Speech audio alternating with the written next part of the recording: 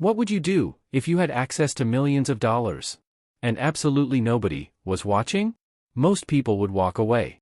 They would stay safe, keep their job, protect their family. But human nature is a fragile thing. When placed under the intense pressure of sudden, absolute temptation, even the most ordinary men can fracture. Ren Xiaofeng had a different idea. He worked at one of China's largest banks. He had the keys to the vault. And one day, he made a single, quiet decision that would change everything. Not to run, not to hide, but to gamble. This is the true story of the biggest, most audacity-filled bank robbery in Chinese history. An inside job, carried out not by masked criminals with heavy weapons, or high-tech hackers, but by a quiet, trusted bank employee, with a cheap lottery ticket in his hand. To understand exactly what Ren Xiaofeng did, and why he thought he could actually get away with it, you need to understand who he was. And the world he lived in. Handan City, Hebei Province, China. To the outside world, it is a mid-sized city most people have never heard of. A bustling industrial hub. But inside Handan, sat the local branch of the Agricultural Bank of China.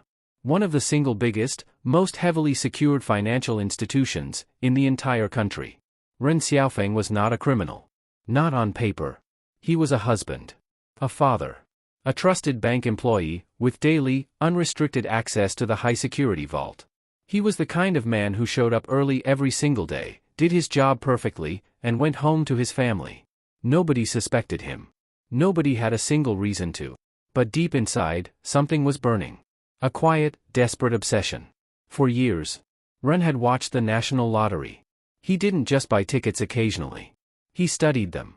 He tracked the numbers. He analyzed the patterns. Over time, he convinced himself of a dangerous mathematical illusion, that with enough tickets, with a massive enough starting capital, the odds would eventually be forced to turn in his favor. It wasn't luck to him. It was a statistical guarantee. He just needed the money to start the wheel turning. And he knew exactly where to find it. The first theft was never meant to be a permanent robbery. In his mind, it was simply a test. A temporary loan from the vault. In 2006, Ren quietly walked into the vault and took 200,000 yuan. Roughly, $26,000. He didn't run. He didn't panic. He didn't change his daily routine. Instead, he simply waited. He watched his supervisors. He observed the daily security routines. He counted the days, to see if anyone at all, would notice the missing cash. Nobody did. The bank security system had a massive, hidden gap. A specific window of time between internal audits, where small, temporary deficits could go completely unnoticed, without triggering a single alarm. Ren had found the glitch in the matrix. And now, he knew exactly how to exploit it.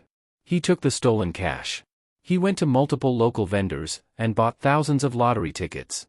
Then, he waited for his numbers to come up. Against all mathematical probability, the gamble worked. He didn't win a massive jackpot. But he won enough. Enough to quietly return the full 200,000 yuan back to the vault, right before the next official audit. Enough to cover his tracks, completely. He walked back into that bank the next morning, like absolutely nothing had happened. Because as far as the bank was concerned, nothing had. And that is the moment the trap snapped shut. That's when the most dangerous thought a human mind can harbor entered his head. What if I did it again? But this time, much bigger? The problem was, going bigger meant he couldn't do it alone. The security protocols for larger sums required multiple eyes. So, Ren approached a colleague, Zhao Anqin, another vault manager. A man he trusted implicitly. A man who, like Ren, had keys to the vault. And, like Ren, was struggling financially and believed the lottery was his only escape from a lifetime of ordinary labor. Together, they bypassed the dual custody security locks. They took a much larger sum of money. They bought thousands of more tickets. They were smart. They spread their purchases across different locations in the city, to avoid raising red flags with the lottery commission. The plan was identical to the first time. Win enough to return the bank's money, keep the massive surplus profit, and walk away clean. And incredibly, against all gods of chance, it worked a second time. They won enough to cover the stolen amount. They returned the millions to the vault. They covered their tracks perfectly. 2 successful thefts. 0 suspicion. 0 consequences. For any sane person, this would be the absolute moment to stop. To take a deep breath. walk away, and be profoundly grateful they'd escaped a death sentence twice. But human psychology doesn't work that way. Especially not the psychology of a gambler. When an addict wins, they don't see it as a sign to leave. They see it as proof that they are special. That the system can be beaten. Ren Xiaofeng wasn't thinking about stopping. He was thinking about the ultimate score. The theft, to end all thefts. March, 2007. The third phase. Zhao Anqin, sensing the extreme danger, hesitated. So Ren brought in a new, more desperate partner. Ma Xiangjing. Another vault manager with full clearance. Between the three of them, across these operations, they had the absolute keys to the kingdom. And this time, they weren't thinking in thousands. They walked into the vault, and systematically emptied it. They took 50.95 million yuan. Nearly, $6.7 million US. Let that number sink in. $6.7 million. In cash. Packed into ordinary bags, by employees who simply walked in and walked out. Their plan was the exact same illusion. Buy an unstoppable wave of lottery tickets. Win the ultimate jackpot. Replace the money. Keep the leftover millions. Become legends. But this time, the cold, hard math of reality fought back. They spent 43 million yuan, the vast majority of everything they had stolen, on a single, frantic, chaotic spending spree. For days, they moved like ghosts through the province. Buying thousands upon thousands of tickets in a desperate, sweating scramble. They filled rooms with paper. They waited for the draw. And then, the numbers dropped. They didn't win. Not the jackpot. Not a fraction. Not even close. The stolen wealth of the bank had evaporated into worthless slips of paper. The money was gone. The vault was completely empty. And the grand annual audit was coming in less than 48 hours. For the first time since this madness began. Ren Xiaofeng had absolutely no plan. The bank noticed the missing funds almost immediately. $6.7 million does not disappear from a regional vault quietly. Alarms were raised at the highest levels of corporate management. An emergency internal investigation was launched. And within hours, all fingers were pointing directly at the vault managers who held the keys. Ren and Ma knew their time was up. They had hours. Maybe less. They grabbed what little remaining cash they had left, packed light, and ran. They forged identification papers. They split up, knowing that two men traveling together are easier to spot.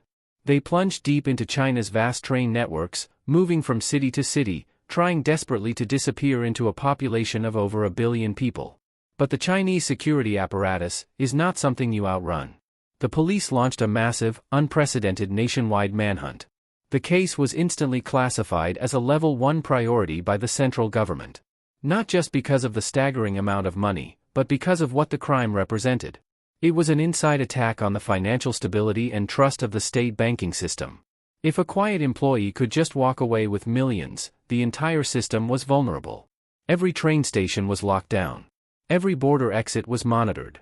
Every financial transaction was frozen. Every family member, friend, and distant contact was put under 24-hour surveillance. The pressure was suffocating. Ma Xiangjing fled to a small, remote safe house in Beijing, trying to hide in the shadows of the capital. Ren Xiaofeng fled south, changing buses, sleeping in cheap, unregistered rooms. But the dragnet was too tight. In April 2007, just a few short weeks after the vault went cold, the trap closed. Ma was cornered in his hiding spot. Days later, Ren was spotted and arrested in a swift, silent police ambush. The grand illusion was officially over. The trial was swift and brutal.